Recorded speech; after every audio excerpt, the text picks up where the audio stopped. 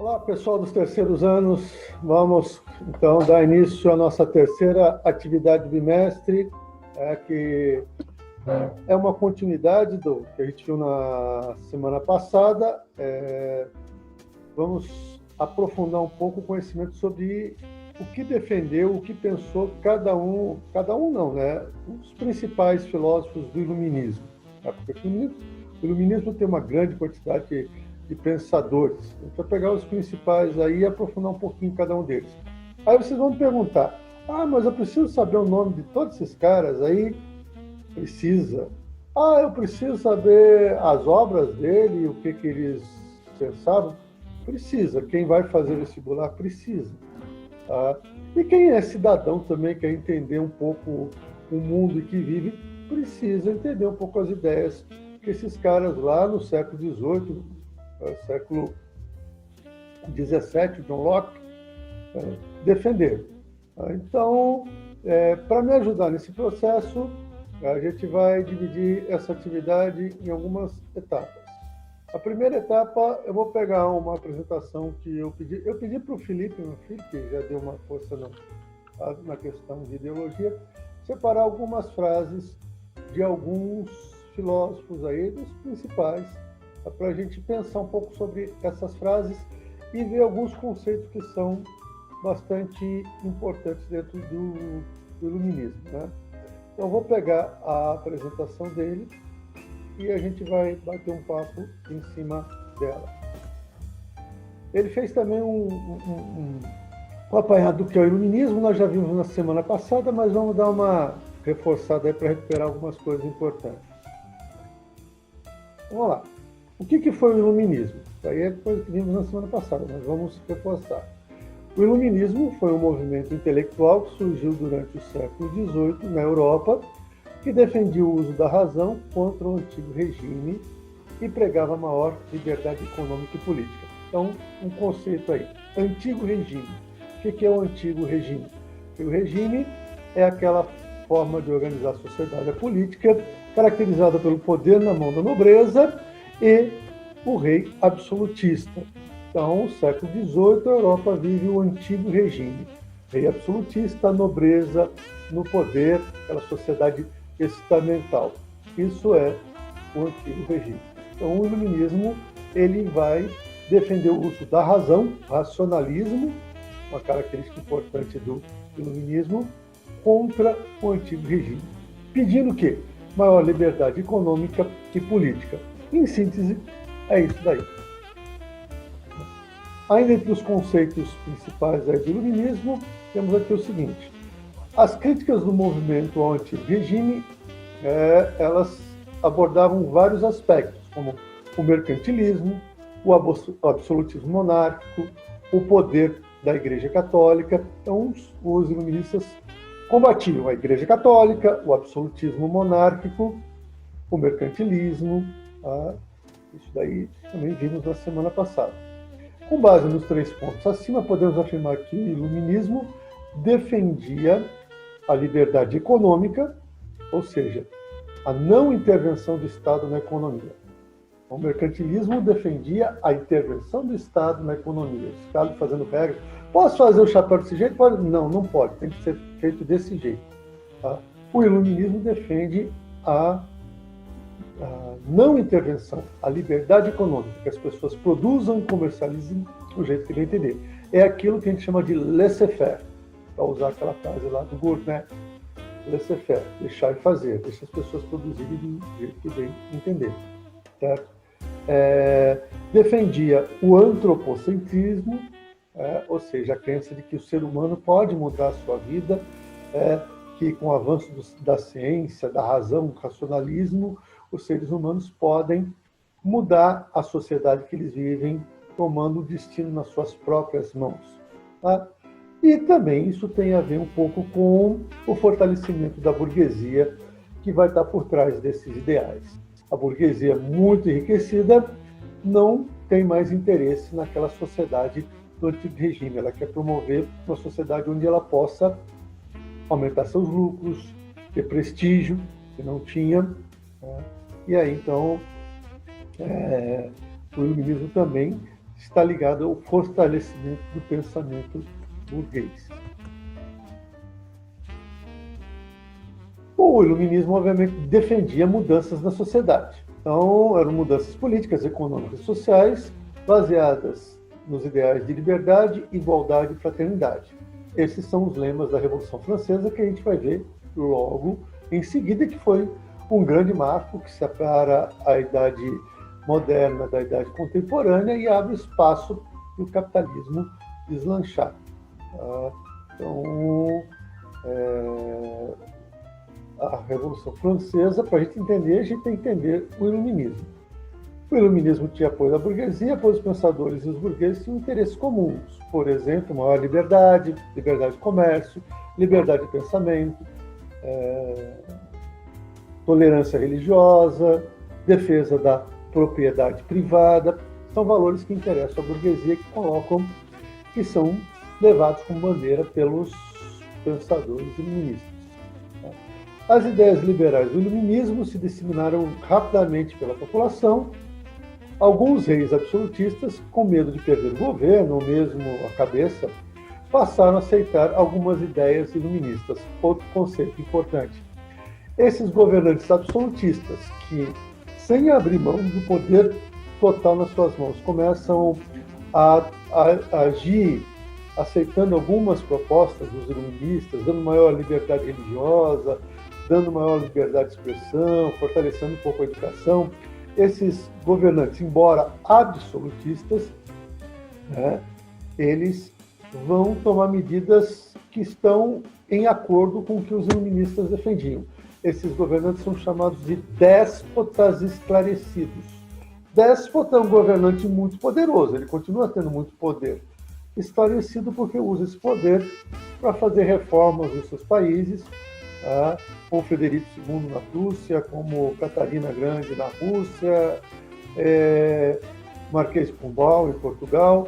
Então, são governantes que vão fazer medidas sem abandonar o poder absolutista, mas fazer medidas aceitando algumas coisas que pregavam os iluministas. E aí, agora temos aqui 5 pensadores ligados ao iluminismo. A gente vai ver algumas frases deles e alguns conceitos que eles usaram. Por exemplo, Immanuel Kant, que é um prussiano. A Prússia era uma região que depois se uniu com outros reinos e formou a Alemanha. A partir de 1870 é quando surge a Alemanha, da união da Prússia com outros reinos. Então, Immanuel Kant, que viveu de 1724 a 1804, escreveu o seguinte no livro O que é o Esclarecimento. Esclarecimento aí a gente pode tomar como sinônimo de iluminismo. Então, esclarecimento é a saída do homem da menoridade pela qual é o próprio culpado. Então, para ele, o iluminismo permite que o ser humano saia da menoridade. O que é a menoridade? O Kant, menoridade é a incapacidade de servir-se do seu próprio entendimento sem a direção alheia. Então, a menoridade é a incapacidade do indivíduo pensar por si próprio, fazer escolhas por si próprio, tomar decisões por si próprio.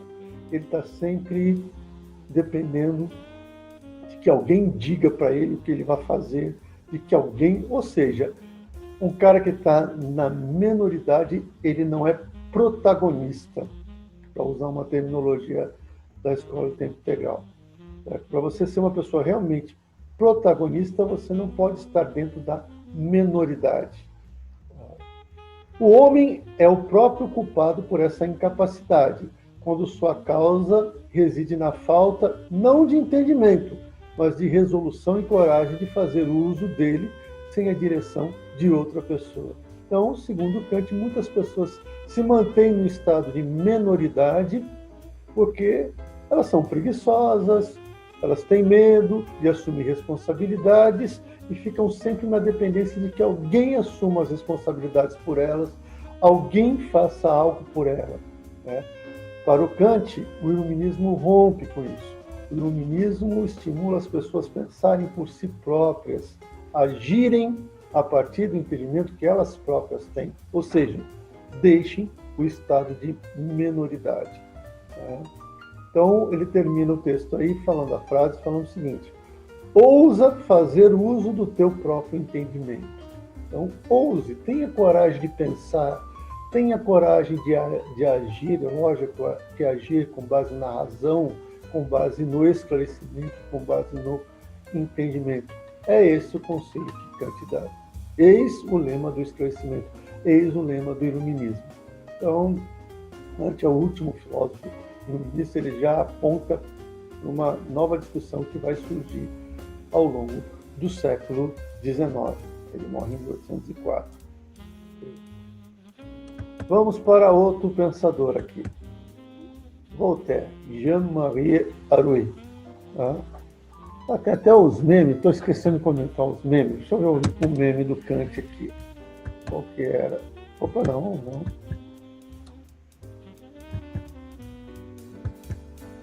Meme do Kant. Kant viu, Kant vê.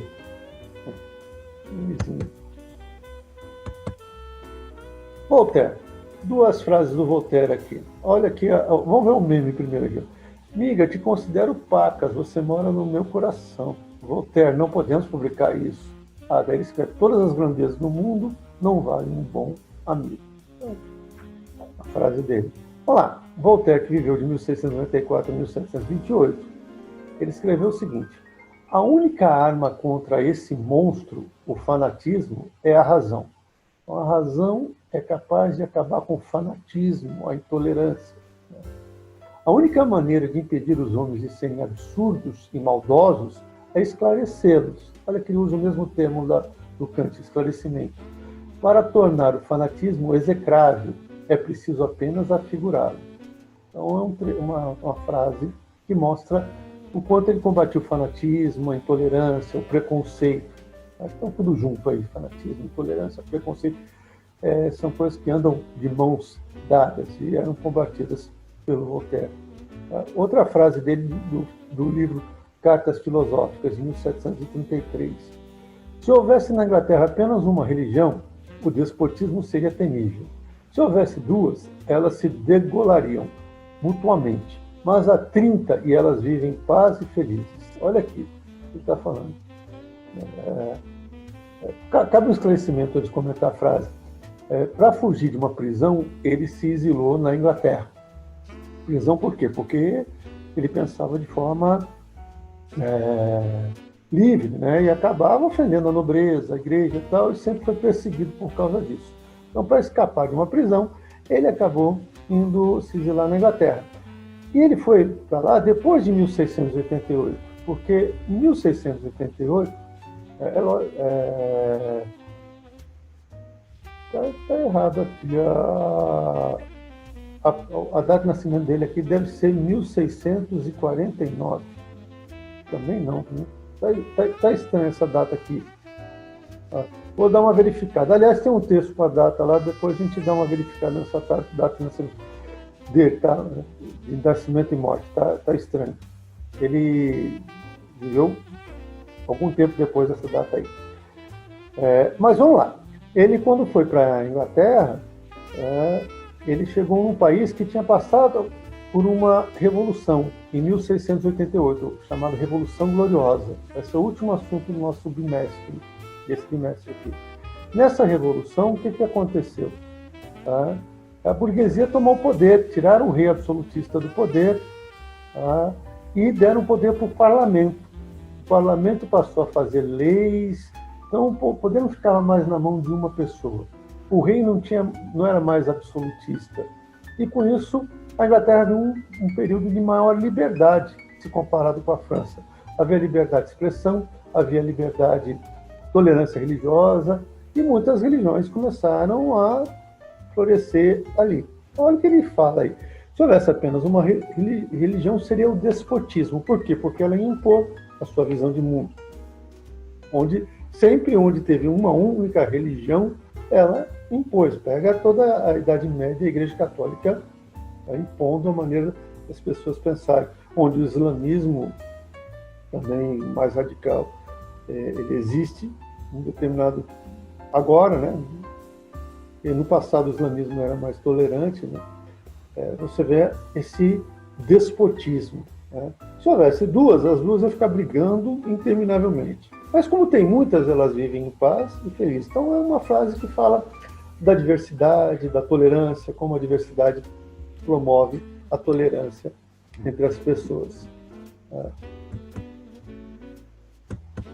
John Locke, o primeiro de todos eles, o inglês, o Locke, que inclusive participou do movimento da Revolução Gloriosa em 1688 e participou do governo de Guilherme de Orange, que foi o rei que assumiu o governo depois dessa revolução, um rei que falou que aceitava compartilhar o poder com o parlamento.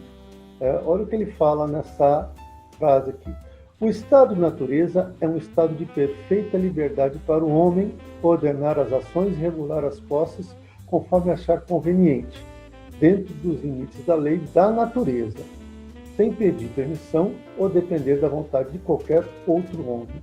Então, essa questão do estado de natureza é uma coisa importante que todos os iluministas, acho que sem exceção, vão trabalhar.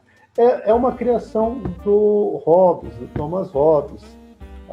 Thomas Hobbes, para justificar o absolutismo, ele imaginava como seria a sociedade sem Estado.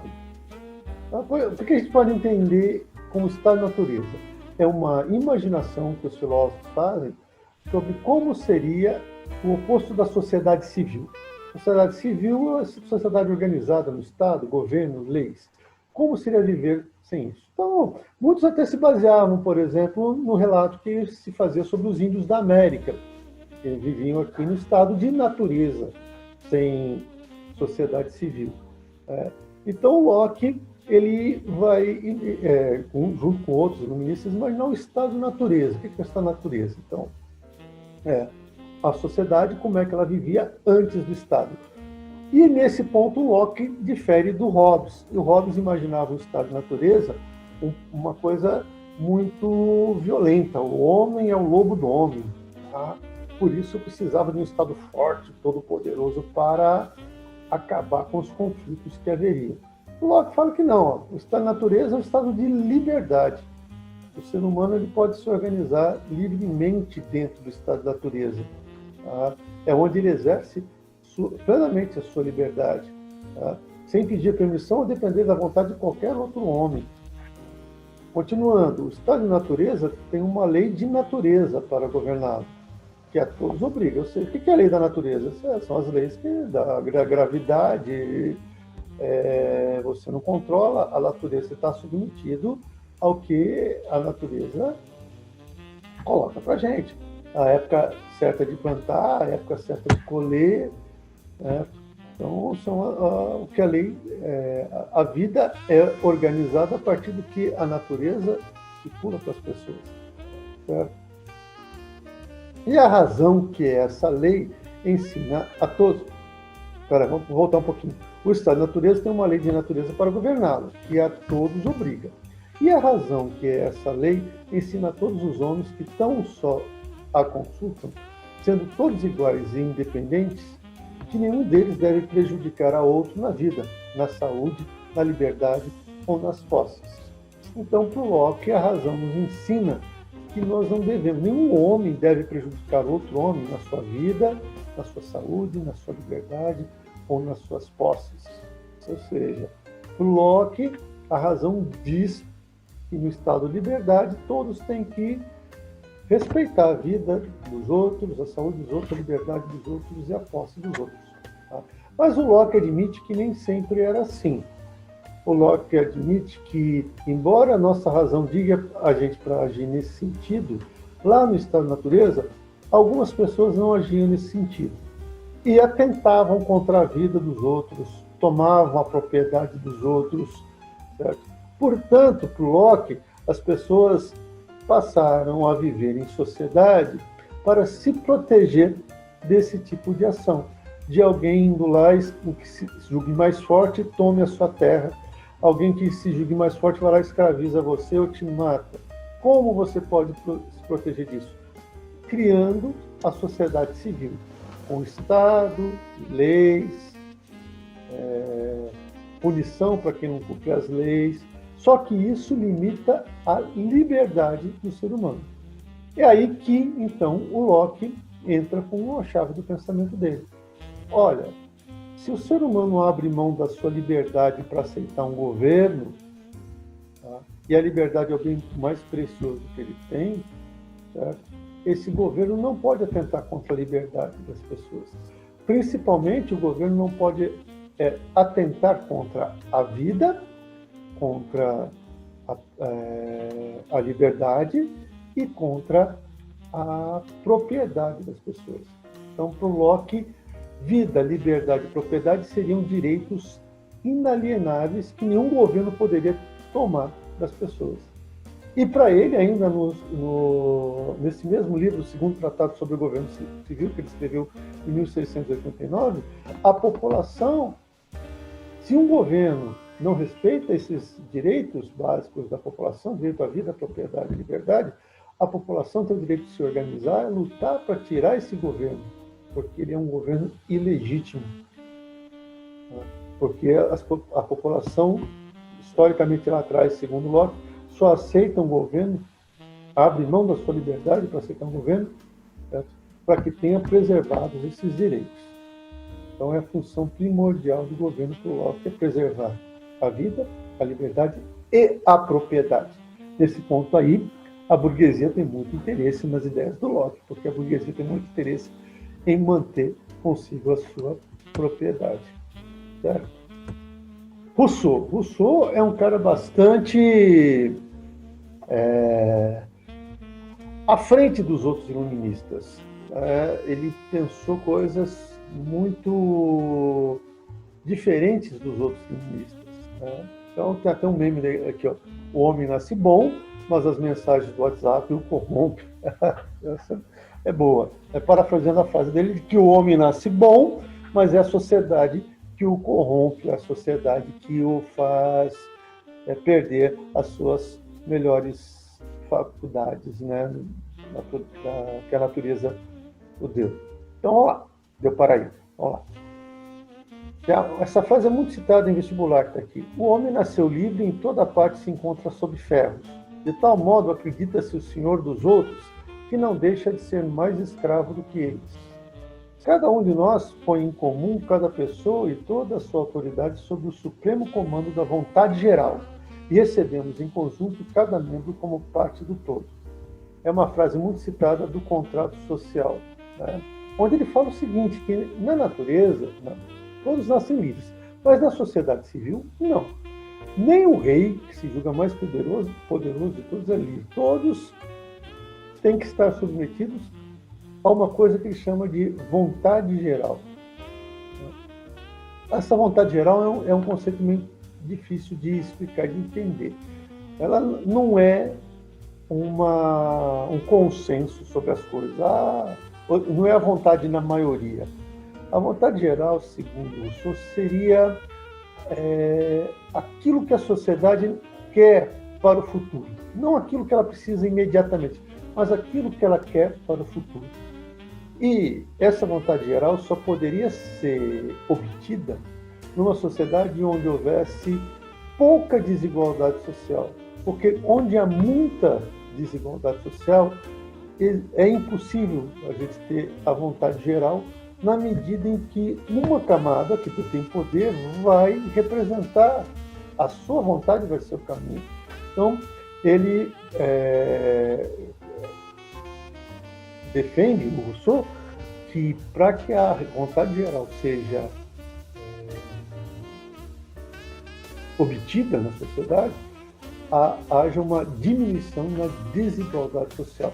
E ele foi um cara que pensou muito nessa questão da desigualdade. Ele escreveu um livro chamado Discurso sobre a Desigualdade, sobre a origem e a desigualdade entre os homens, onde ele vai falar, diferentemente do Locke, ele vai criticar a propriedade privada, falando que a propriedade privada é o que vai dar origem à desigualdade entre os homens. Tem uma frase muito famosa dele que ele fala algo assim, tipo, o primeiro homem que viu uma cerca e não derrubou é o responsável pelos males de toda a sociedade, porque ele deveria ter gritado: ó, vamos derrubar essa cerca porque a terra pertence a todos, seus frutos têm que ser compartilhados por todos os seres humanos. Então, Rousseau, com essa frase, ele é quase um comunista, um socialista, numa época que a palavra comunista e nem socialista nem existia. Então, ele vai um pouco além dos outros iluministas, o Rousseau. E o Contrato Social é um livro importante. Esse é um outro conceito importante. Quase todos os iluministas são contratualistas. Também uma ideia que nasce com Hobbes, de que as pessoas fazem um contrato social. Por que aceitam um governo? Por que nós aceitamos o governo? Nós não assinamos o contrato, mas eu não assinei em nenhum lugar que eu tenho que parar quando a polícia manda eu parar. Mas eu sei que eu tenho que parar, porque senão eu vou levar bala. Então, tem muitas coisas que a gente faz na sociedade sem necessidade que a gente assine. É isso que é o contrato social. São as instituições que a gente aceita para poder viver em sociedade. Tá? Agora, se o contrato social é uma convenção, ele pode mudar. Essa vontade geral pode mudar. Então, para o Rousseau, a vontade geral apontava para uma sociedade sem reis absolutistas. Onde o povo assumisse, o povo, aí não é, para o Rousseau não é só a burguesia. Para muitos iluministas, o povo é só a burguesia. Para o Rousseau, não. O Rousseau, o povo é o povo mesmo. Todos os seres humanos pudessem compartilhar o poder. Então, ele é o mais democrático dos filósofos iluministas, o Jean-Jacques Rousseau. Para finalizar aqui, nós temos o Adam Smith, que é um filósofo, era professor de filosofia na Escócia, né? Ele é escocês. Olha o memezinho: meu bolso que é vazio ou minha mão que é invisível? Porque ele propôs a doutrina da mão invisível, uma ideia importante que ele defendeu. Então, viveu de 1723 a 1790. Vamos lá. A frase extraída do livro dele, Uma Investigação sobre a Origem e Causa da Riqueza das Nações, 1776, um livro muito importante.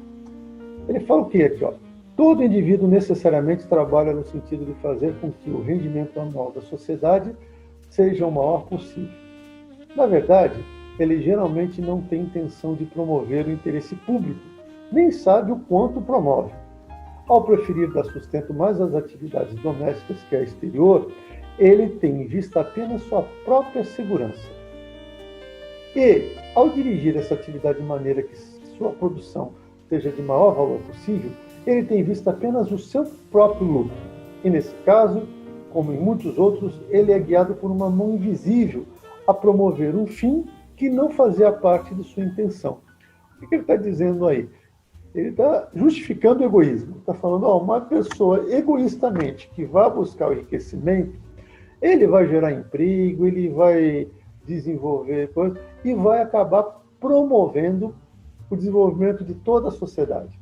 É um elogio ao egoísmo, ao que o Adam Smith faz nessa frase. Mas o que ele acha e acredita é que se as pessoas egoístamente saírem buscando, cada um por si, individualmente, o individualismo está por trás disso, individualmente buscarem o seu enriquecimento, a sociedade toda vai enriquecer. É a mão invisível atuando. Mesmo que eu não queira promover isso, mas quanto eu não querendo, a pessoa do lado não querendo, o outro não querendo, mas todos enriquecendo, a sociedade vai se desenvolver na visão do Adam Smith. E ele termina lá.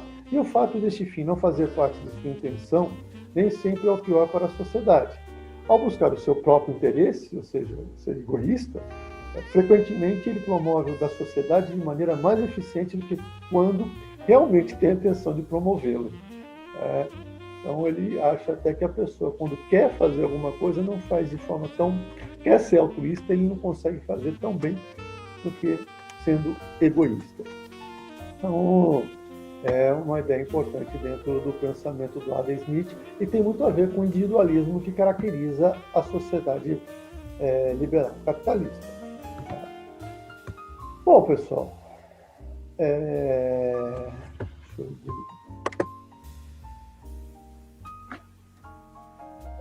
essas foram algumas frases dos iluministas para a gente pensar um pouquinho sobre eles. Eu separei aí uns textos para vocês lerem. Leiam os textos. É importante vocês terem uma ideia das obras que esses caras escreveram, as ideias que eles defenderam. Se a gente tivesse em esquema presencial, vocês iam trabalhar isso em torno de seminário para poder apresentar isso e tal. Mas, então, está postado o texto. Também vou colocar uma atividade valendo 2,5 pontos na nota de vocês. Leiam com muita atenção a atividade, vou estar tudo explicadinho. A única questão é o tempo. Essa atividade eu vou escrever lá, não vou falar aqui, mas eu vou abrir um determinado momento e vou fechar 2 dias depois. Ela não vai ficar em determinado. Então, por isso, dê um toque aí para os outros alunos. Quem não chegou nesse ponto, é bom correr em história, é bom correr para chegar, senão não vai conseguir fazer a atividade que vai ter um tempo curto para ser feita. Ela é rápido de ser feita, por isso que eu vou dar esse tempo curto. Você entrou lá, vai fazer em 15 minutos você faz a atividade, certo? Mas vai ter um prazo curto para ser feito, ok? Então, leiam com bastante atenção as orientações, façam as atividades, leiam os textos e nos vemos na próxima semana. Espero que todo mundo faça e vá bem. Aquela outra atividade lá do mercantil, pouca gente acessou, pouca gente fez. E fazer aquilo ajudaria a fazer essas outras atividades, ok? Então, até a próxima.